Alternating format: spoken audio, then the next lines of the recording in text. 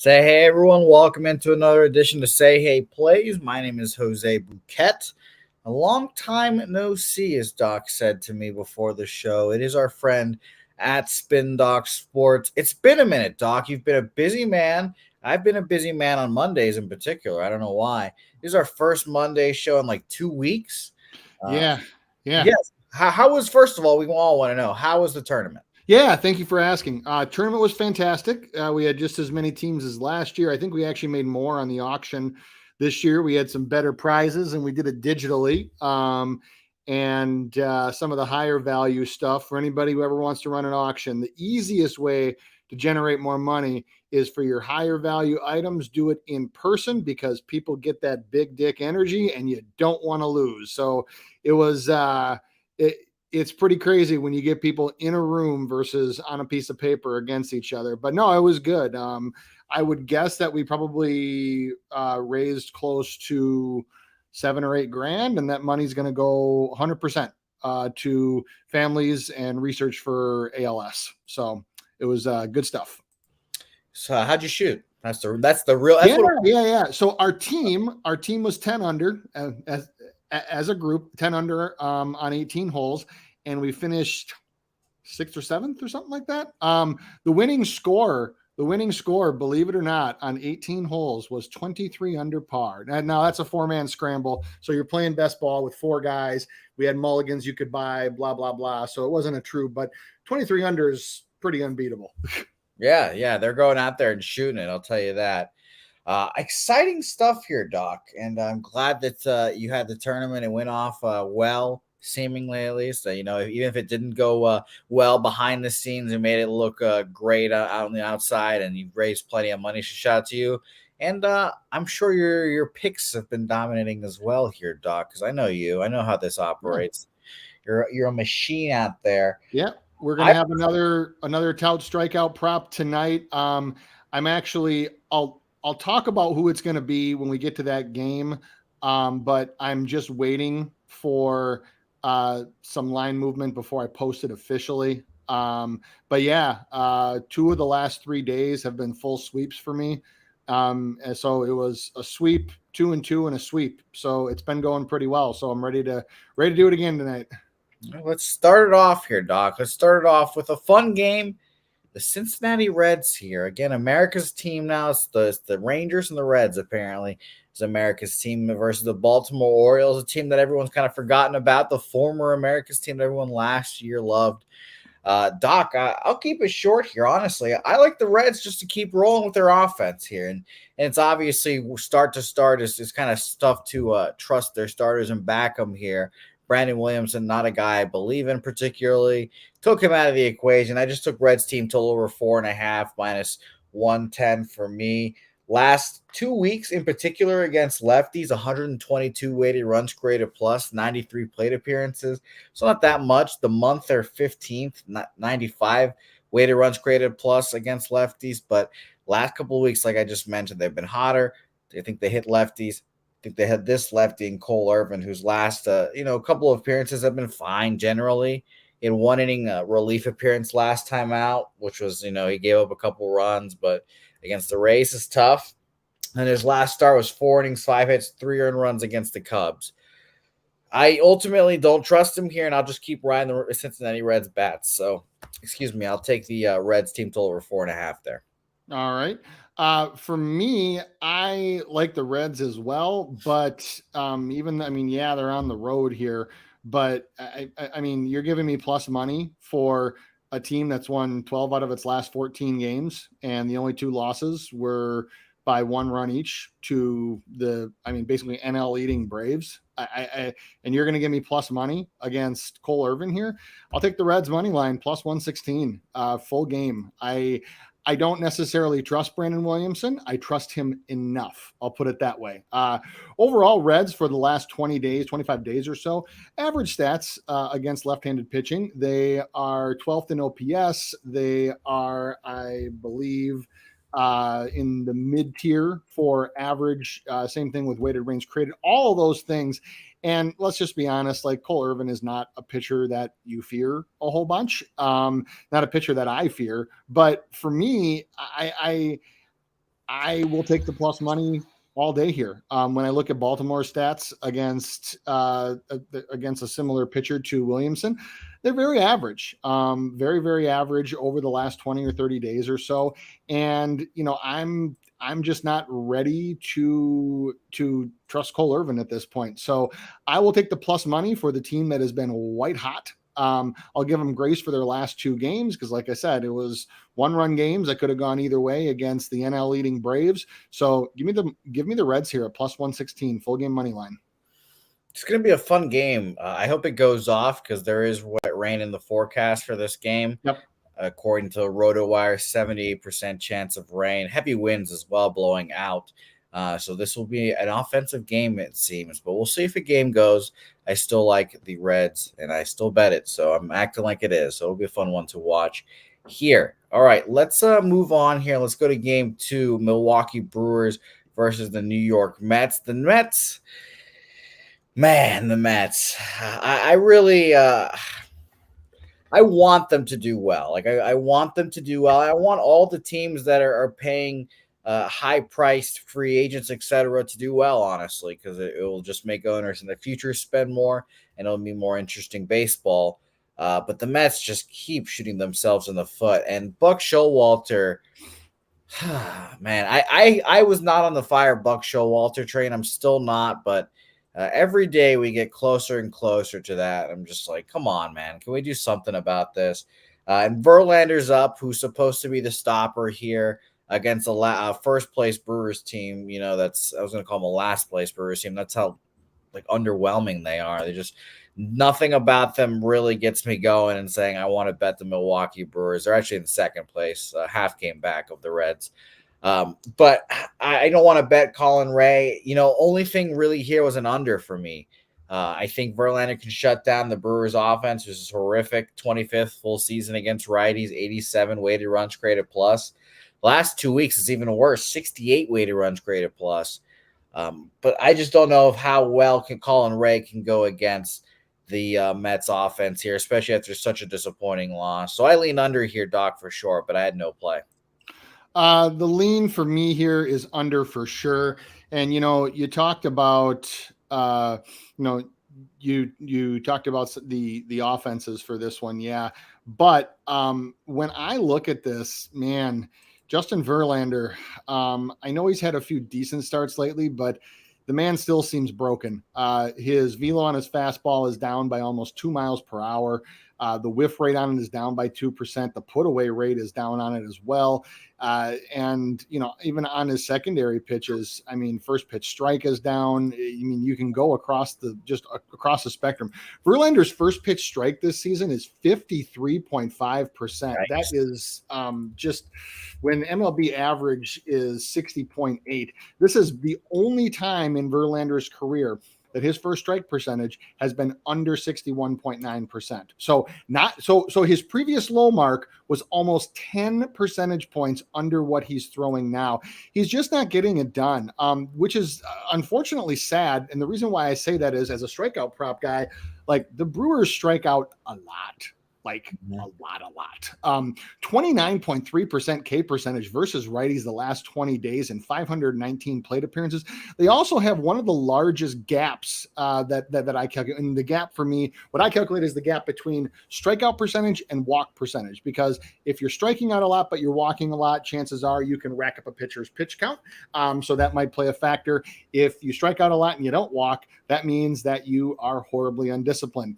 The Brewers have a 20.6% difference between strikeout and walk rate versus right-handed pitching. That is the second highest on the slate today, and actually second highest in Major League Baseball, next to a team that from a town that I might be from that we're going to talk about in just a few minutes. So I can't play Verlander's strikeout prop at all.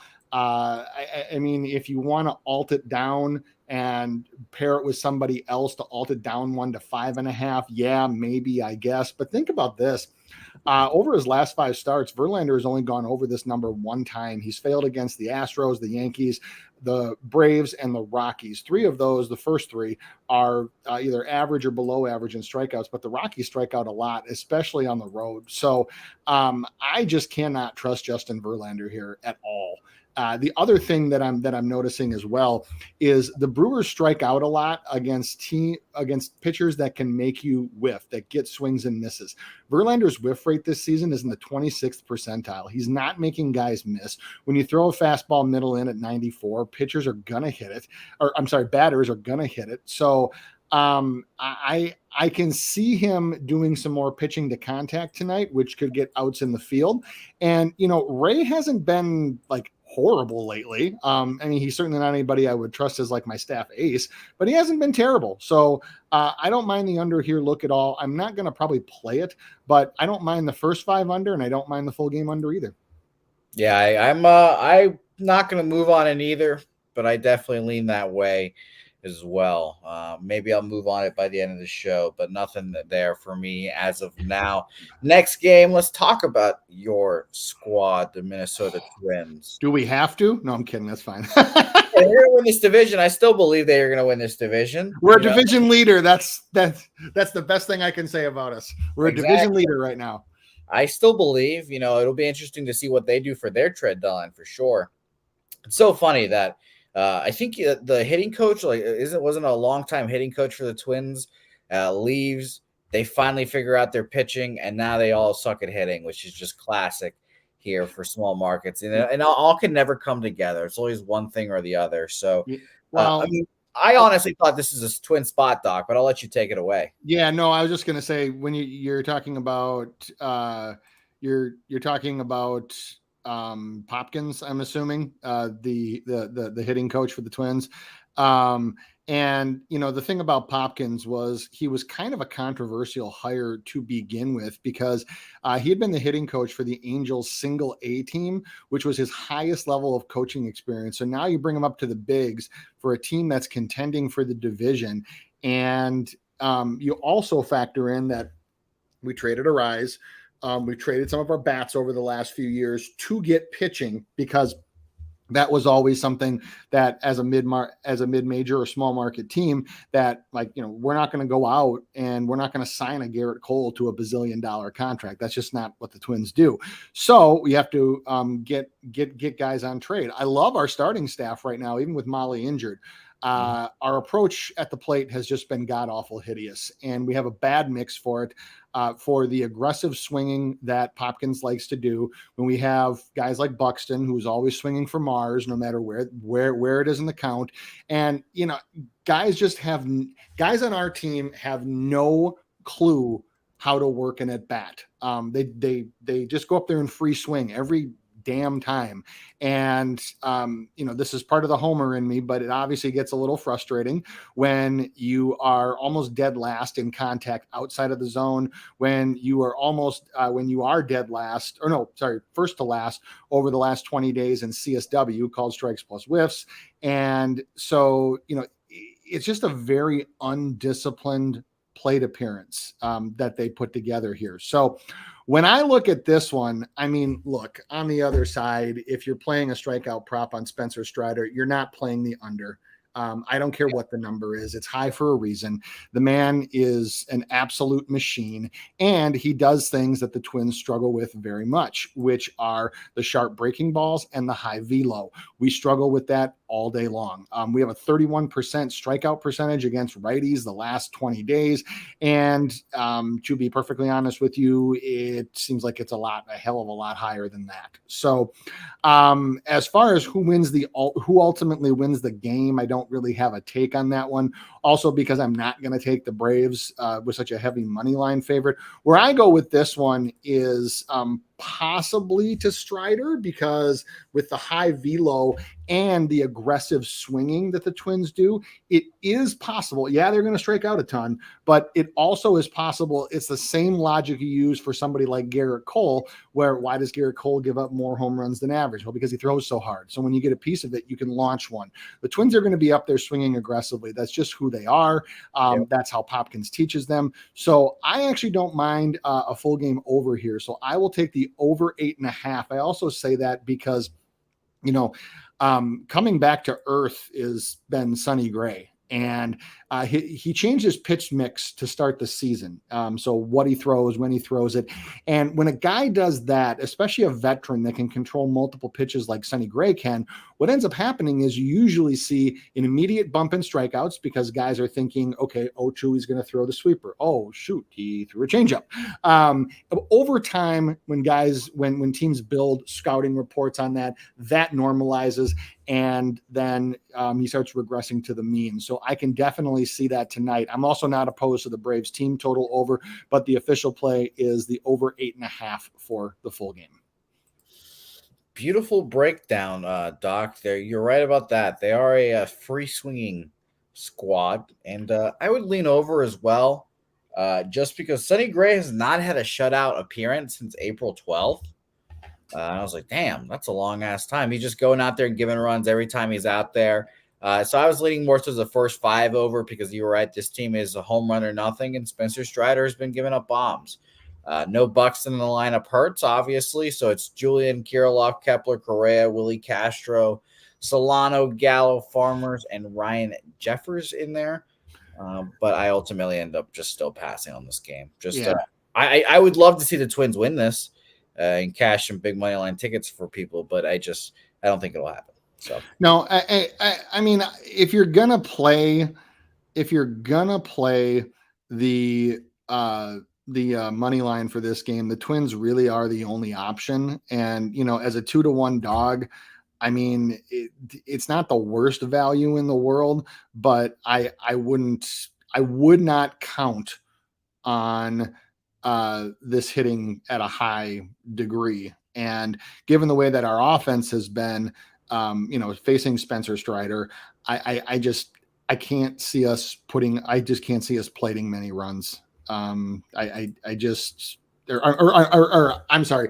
I can see us plating some runs early off of the long ball.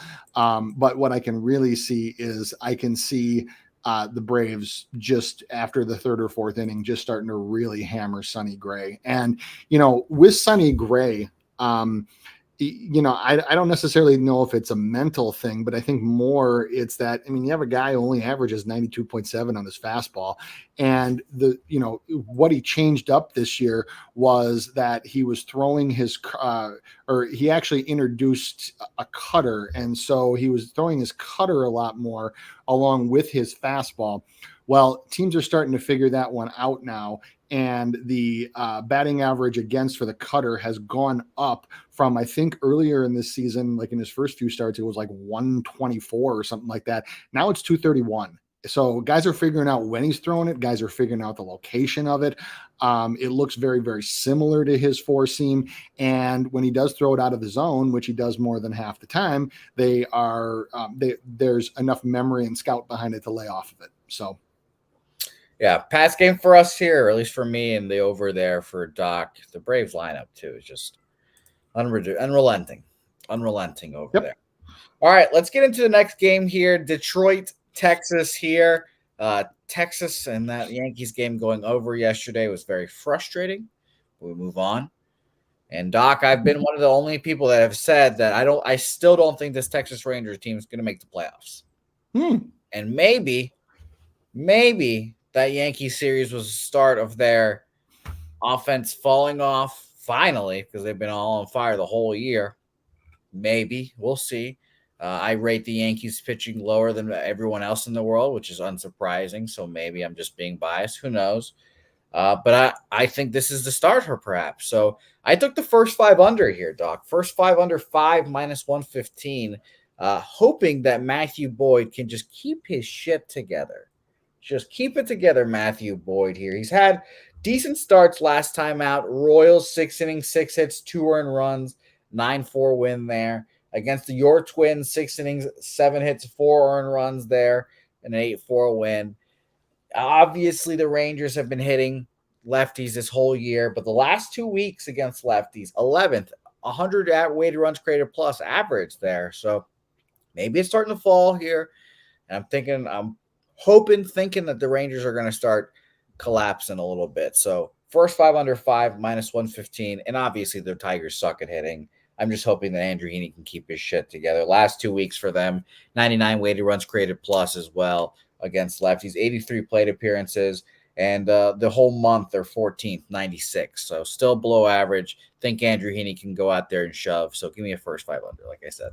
All right. For me, I have no official play on this game. If I was going to, what I would probably take is Boyd earned runs over for this one. Reason being is he's allowed 3 or more runs in 5 straight non-divisional starts. So, his decent starts, when you go back and look, where he's allowed 2 earned runs or less, the Royals, the White Sox, the Royals again.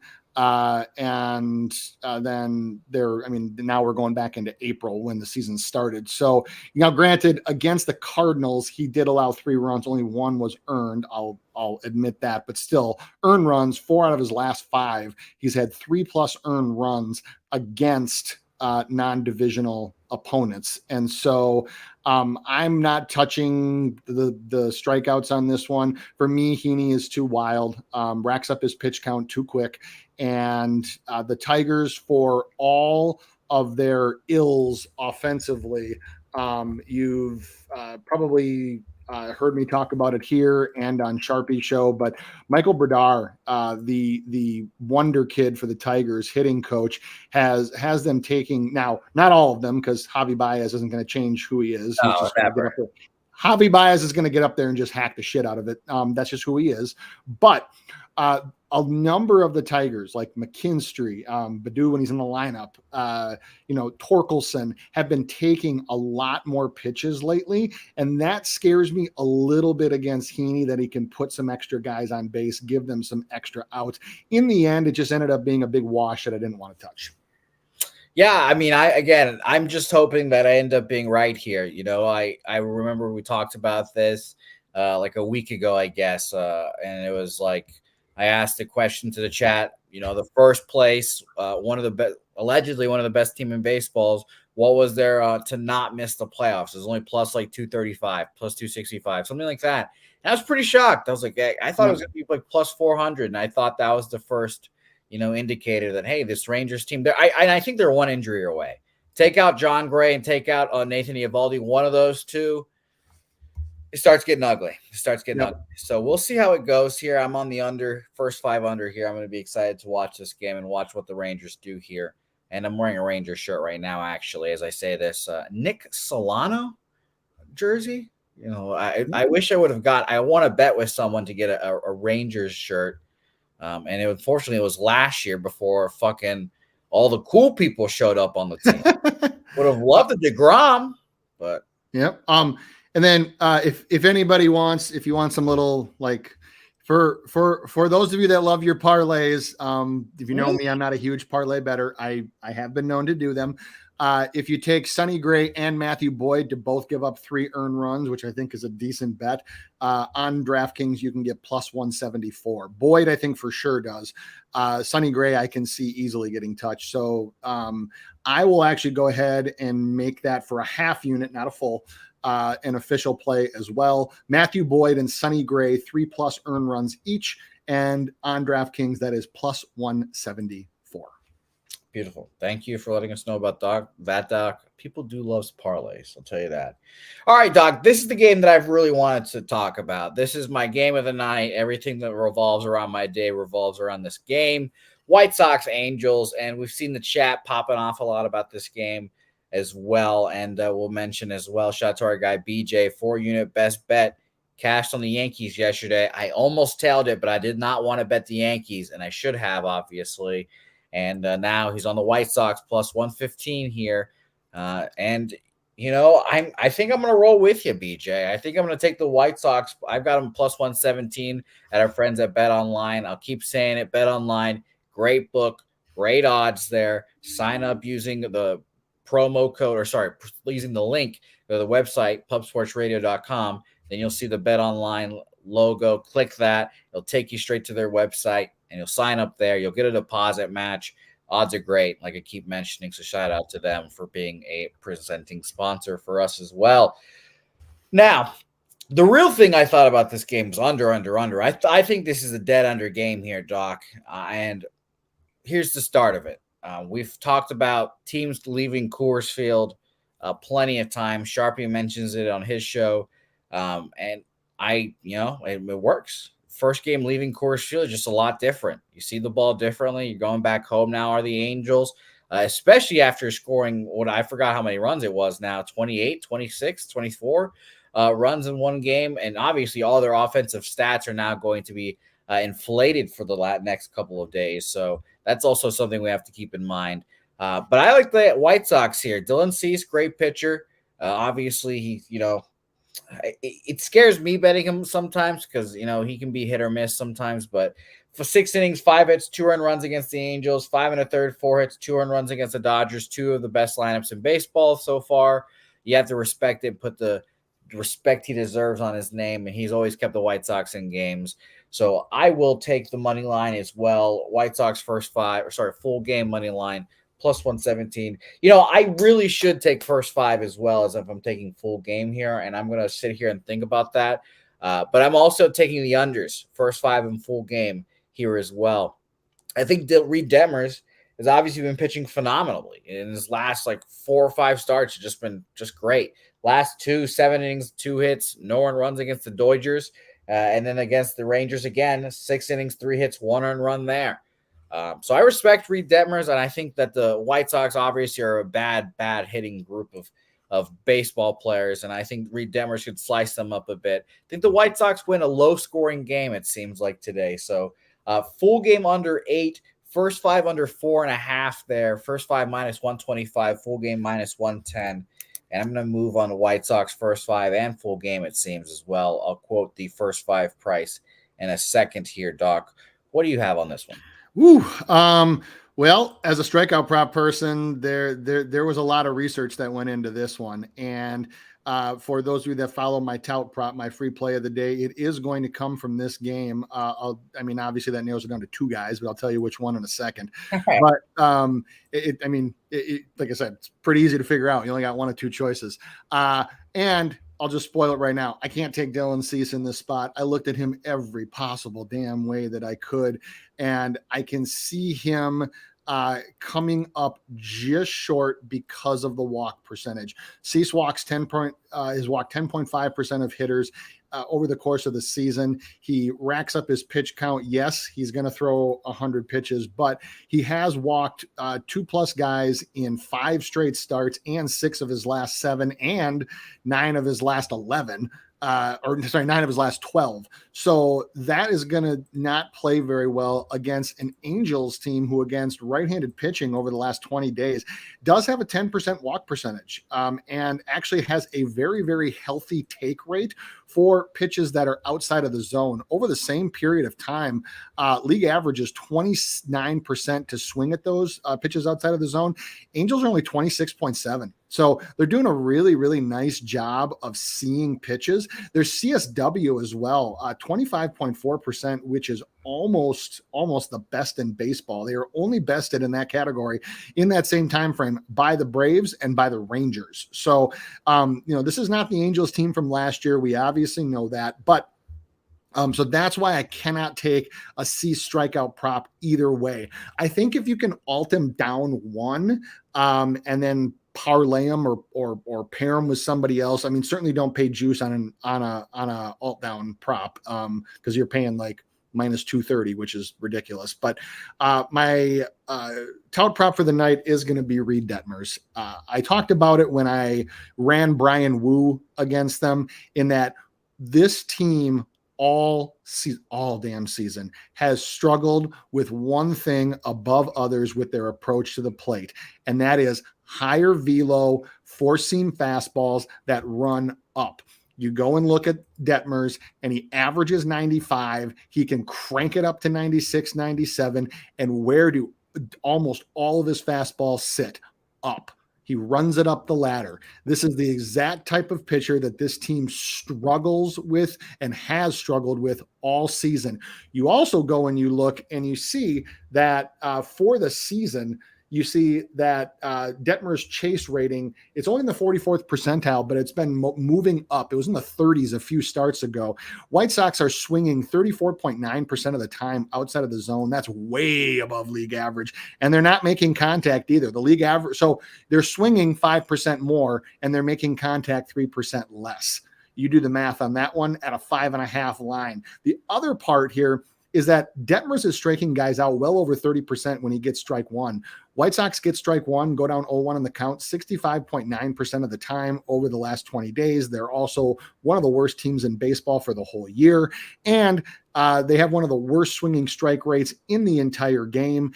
For the season, they also have a 13.4% swinging strike rate over the last 20 days, which is well above MLB average of 11.1. And Reed Detmers, that is one thing he does well. 74% swing and miss rate, or in the 74th percentile for swing and miss or whiff rate.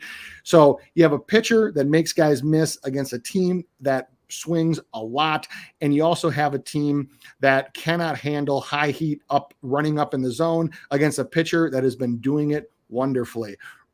Reed Detmers over 5.5 strikeouts, pretty easy play for me. I can't go anywhere else on this one. The only thing that I don't like about this play is it is juiced to hell right now. It's at like minus 160 in spots. So that's the reason why I haven't posted it. Is I'm waiting to see if there's any money under money coming in. And it sounds weird, but for those of you that listened to me on Sharpie's show last week, when we were talking about Zach Eflin, and he was in a very, very similar spot, and he did hit, where I said, I would actually rather that we get Detmers at a 6.5 at juicy plus money than I would taking him at 5.5 juice to shit. I would, because I personally think if he hits the 6, he's hitting 7. So, I'm not going to speculate on, well, does he get touched? Does he get hit? He very well could. But the White Sox strike out endlessly to pitchers who throw like Reed Detmers does. So if you want to bet it now and pay the juice, it's not the worst play in the world. But what I'm also going to do is look and see if there's anything we can pair it with, any different creative ways that we can come up with. But high heat for the White Sox, they struggle with it all year. Go back and look at who they faced. Beautiful breakdown, Doc. Beautiful breakdown. We appreciate your breakdowns as always. We have one more game on the slate, but shout out to everyone in the chat as always. I've completely forgotten and neglected the markets here, so I'll go back and talk about those real quick. But shout out to you guys, Rocco, Rick J, EQ, DX Filer joining us here as well. DX, I'll tell you my picks in this game. It'll make you feel better about yours if that's such a thing. Brad Summersell, Tori, Christopher Comentini, all you guys, Craig Wood, Top Set, appreciate you guys. Chris K, Londo in here. Oh, Londo's back. Londo, thank you for showing back up. Doc, this is a thankless job, Doc. Shout out to Londo came back, or I should say Londo comes in the chat, tells us it's his birthday for 3 days straight. He's like, oh, it's going to be my birthday this day. Don't forget, etc. Don't forget your birthday pick. I gave him the Royals money line when they beat the Tampa Bay Rays plus 280, plus 290, and the fucking guy disappears. Disappears, and now he's back in the chat. No thank you, nothing, Doc. Nothing at all. So, Londo, appreciate your return. But I do, I'm a little bitter, Londo. I'm not going to lie to you, a little bitter, but I appreciate your return here. All right, let's recap our plays in this, Doc, because it's a lot of them for me here. Yep. On the full game under 8, full game under 4.5, or sorry, first 5 under 4.5, minus 110 and minus 125 for those. First 5 and full game money lines for the White Sox here as well. Plus 115 first 5 and plus 117 full game as well for the White Sox here as well. So 4 bets in one game. I'm going to be sweating my ass off as well. And we've got that last game. Don't forget, don't worry, guys. We've got the Nationals here coming up right now. And thank you, Londo. He said thank you. No worries, Londo. You bastard. Seattle Mariners versus the Nationals here. Doc, I really didn't cap this game at all because I was like, why would I want to bet this game? I don't want to bet the Nationals lane, but whatever, blah, blah, blah. Luis Castillo is really good, et cetera, et cetera. But you look at the market here, and this is the first time we've mentioned it all show. And again, I'll go back and mention the other ones right after this. But 28% of bets and 85% of the money on the Washington Nationals here. A lot of tickets, 26,000 tickets in too. It's the least bet game on the card, obviously, excuse me, but I think the Nationals are live here. And I think I might roll with you guys, honestly. I did not have any intentions of betting this game. But the Seattle Mariners should not be minus 270 here. It's just simple put like that. Hey, Luis Castillo has been good on occasions, but he's 4-6 this year. Just not been, the same guy as he's always been. I don't know, Doc. What do you think? Because I'm looking at Luis Castillo's last couple of starts: 5 innings, 4 hits, 3 earned runs against the Yankees. The Yankees who don't fucking have Aaron Judge, and them getting 1 earned runs impressive. 5 2/3, 2 hits, 2 earned runs against Miami. 6 innings, 6 hits, 5 runs, 3 of them earned against the Angels. By the way, he's lost his last 4 outings. I really think the Nationals are live here, and I might be on the Nationals here. What do you think? Yep, I've seen Castillo struggle against contact teams, and that's what the Nationals are. He's a strikeout pitcher, and when he's not getting those strikeouts, and when he does have teams that can hang tough and fight, there have been some struggles, and I can see that continuing tonight. So, I see the chats all over it. I mean, I'm with you guys. Nats first 5 plus 280, straight up. There's there's too much value here for me. I watch the Nats a lot. And I don't say that because they're a good team, but they are one of the highest contact teams in baseball. And they also consistently have one of the lowest CSW. I mean, all the things that factor into a K prop under the Nationals do well. So because they focus so much on making contact, the Guardians and the Diamondbacks are the 3 teams that I probably watch just as much as the Twins. And sometimes, like, especially for the Nats, that might be like vomit inducing, but keep in mind is that I only have to watch them hit. And I don't have to watch them hit for the first 5 or 6 innings usually. So I will go with the Nationals on this one. Castillo, I don't trust him against high contact teams or against, more specifically, disciplined high contact teams. I have seen him on more than a few occasions get 6-7 pitches deep in an at bat and just get frustrated and just try to say, fine, I'm just going to throw it as hard as I can and blow it by you. And, 96, 97 middle in, guys are going to touch that. Guys, especially a team like the Nationals, they're going to touch that. They're going to hit it. They're going to make contact. So when you give me for the first 5 at plus 280, I will take that all day. So Nats first 5 plus 280. Beautiful. Well, Doc, I'm rolling with everyone else here. And I did not expect this. I did not roll out of my bed this morning and say, I'm going to triple up on the Washington Nationals. But I've got Washington Nationals first 5. I've got them at plus 220 here. So let me write that down. And full game plus 224 there as well. So I'm on the Nationals bandwagon. I'm also taking them full game run line plus 1.5 at plus 105 here as well. Shout out to my guy Rocco Rogers for putting that in the chat. It's good looks there, my man. So now I'm heavily invested in this slate, Doc, and I simply did not realize that would be the case when It's a Monday, right? What else we got to do? I did not anticipate this. NHL's over, NBA's over, NFL hasn't started yet. What the hell else do we have to do but bet on baseball? Exactly, and we're going to be betting on some shitty teams today, and it's going to be a lot of fun here. Let's recap our action here, and let me recap the market here real quick before we get out of here. We appreciate everyone, as always. Money line wise, I'll go through all the teams here real quick. 70% of the bets and 84% of the money on the Reds and Orioles there. Mets game, 66% of the bets, 52% of the money on them. So maybe you could say some more bets on the Brewers there, more heavy bets on the Brewers there, and I can see it. I can see it. Braves, Twins, 79% of bets, 73% of money on the Braves. It's not often you see that with such a big favorite as well. Rangers game, it's as everyone knows, they're always like this. 85% of bets, 94% of money on the Rangers there. Unsurprising. And White Sox Angels game, it's 50-50, essentially. 50 tickets, 51% of bets, and 51% of cash on the White Sox. And like we mentioned, the Nationals game, 26% of bets on the Nationals and 85% of money on them. Totals wise, real quick, over in the Reds game, 88% of bets, 96% of the money.